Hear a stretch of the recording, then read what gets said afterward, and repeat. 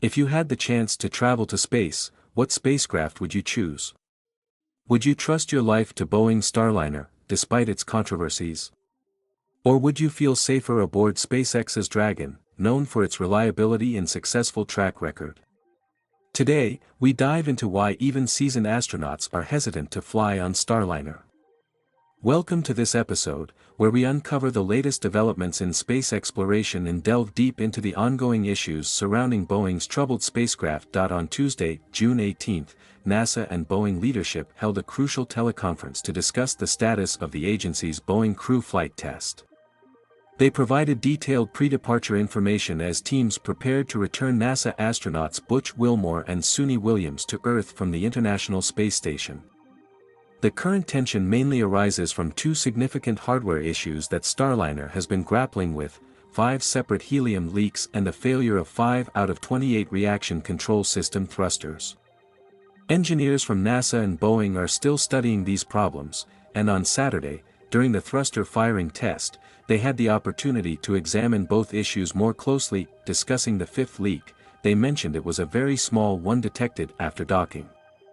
It's the smallest of all the leaks they've observed and is similar to what occurred during the Orbital Flight Test 2, OFT-2, in August 2021.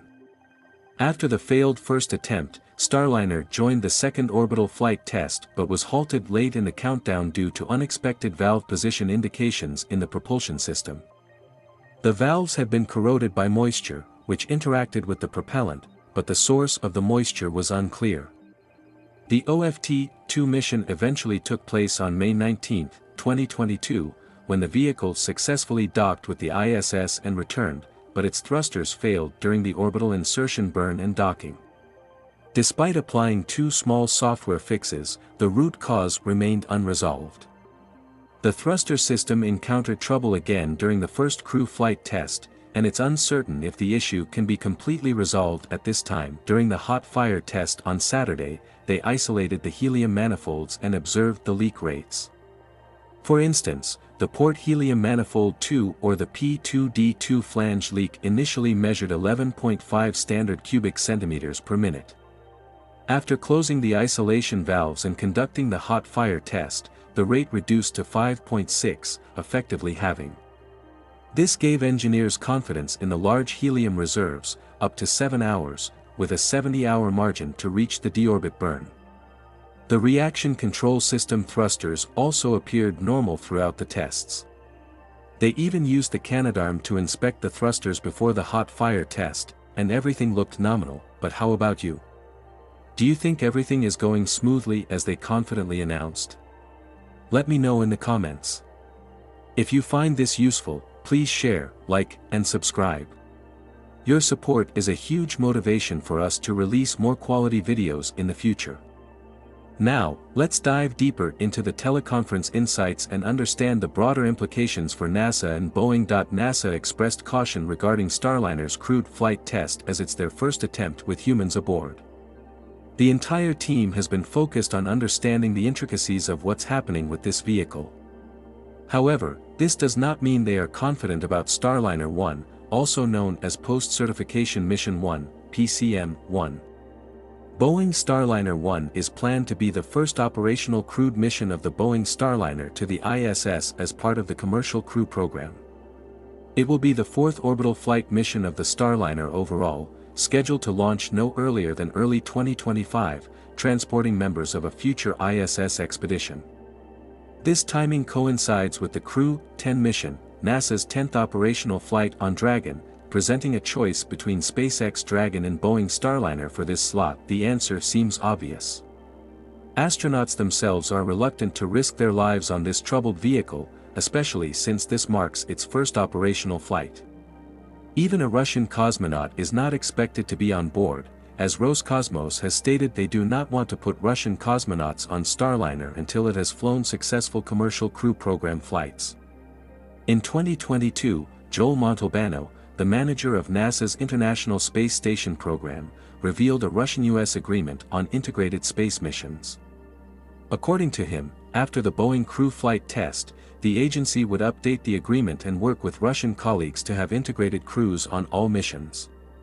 They aim to have a couple of Boeing missions moving forward, and right after CFT, they plan to implement that. Unfortunately, given the technical glitches and delays with no end in sight, it's unclear when Starliner could return home, let alone conduct its first operational mission. If NASA insists on sending people on Starliner next year, they might have to push Starliner 1's date further to the next available slot, such as August or September at the earliest. Alternatively, they might consider shifting Starliner's crewed version to a cargo version permanently. Human safety is always the top priority, as confirmed by Steve Stick, the program manager for NASA's Commercial Crew Program. Although he did not specify details, he hinted that Starliner 1 remains a long-term goal. "We haven't looked ahead too much to Starliner 1, Stick said. "We need to address the helium leaks. We're not going to fly another mission like this with the helium leaks. We have to understand what the rendezvous profile is doing that's causing the thrusters to have low thrust and then be deselect by the flight control system. The detailed plan will be discussed in the summer, after the vehicle returns to Earth." The latest news shows that Boeing Starliner's stay on the ISS will be increased by 4 days, allowing the team to review all available data about the spacecraft's performance before clearing it to return to Earth. The vehicle is scheduled to undock at 2:10 Greenwich Mean Time or 9:10 a.m. Central on June 25, setting up a landing at 4:51 p.m. Eastern Time on June 26 at the White Sands Test Facility in New Mexico. Despite the postponements, uncertainties, and concerns, Stick emphasized how much the astronauts loved this vehicle and mission. They were anxious, excited, and happy to be there. "You can tell every time they get in Starliner, they love the vehicle. They love Starliner and are so happy to be a part of the mission." The admiration for Starliner among astronauts is noteworthy. Even amid technical difficulties, their enthusiasm for the vehicle and its mission remains undiminished. This speaks volumes about the spacecraft's potential and the dedication of the teams working on it. It's clear NASA and Boeing are determined not to call any rescue mission and let Starliner carry Suni Williams and Butch Wilmore back home by itself. Nothing seems to change their minds. So, let's all hope and pray for the two astronauts to have a safe trip. Beyond the technical challenges and delays, the broader context of the Commercial Crew Program's objectives adds another layer of complexity to the situation. NASA's Commercial Crew Program was designed to foster competition and innovation in the space industry, with the goal of reducing costs and increasing access to space. The success of SpaceX's Dragon has set a high bar, and Boeing's struggles with Starliner underscore the difficulties inherent in developing new human-rated spacecraft. This competition has driven significant advancements in technology and operational efficiency, but it also highlights the risks and uncertainties that come with pioneering new frontiers. As we look ahead, the future of Boeing's involvement in the Commercial Crew Program remains uncertain.